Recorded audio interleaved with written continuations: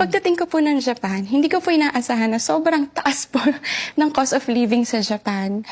Actually po, yun nga po dahil po alam nila taas pa yung sahod ko, hindi ko pa sinasabi sa kanila yung totoo. So lahat po ng sasabihin nila sa aking mga pangangailangan, ipaprovide ko. Hanggang sa matira na lang po sa akin isang lapad.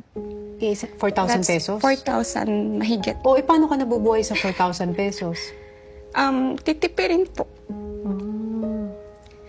Sa isang lutuan po ng ulam, para magtatagal na po siya ng ilang araw. Para maipadala mo yung... steady ka pala talaga. Pero hindi naman po sa sobrang naghirap ako kasi kahit papano po may mga tumutulong naman po. Andun po yung husband ko pag nag-short po ako sa budget.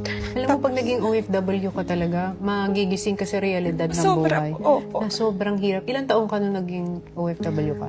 24 po. Nagto-25 po ako nun. Oo, di ba? 24, parang namulat ka na dito palang pinagdadaanan. Parang gusto ko rin po hindi lang nakikita nila sa vlogs ko na masaya ang Japan kapag po travel, pag po mamamasyal ka. Kaya ko po siya naging dream country.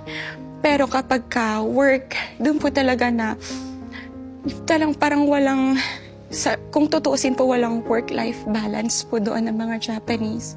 Makikita talaga doon na sobrang dedicated nila sa work. So, kailangan mo pong makipagsabayan. Parang nagtatrabaho ka para ma-survive yung pang-araw-araw mo. Opo. Para mabuhay ka. Ganun po. Karagdagan pa po nun, may mga naiwan pa po kaming utang. Ako po, lalo na pa sa pag-a-apply ko.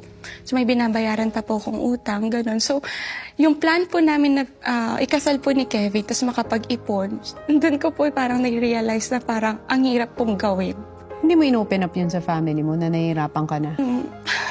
Ayoko po kasing kaawaan nila ako. Ganun.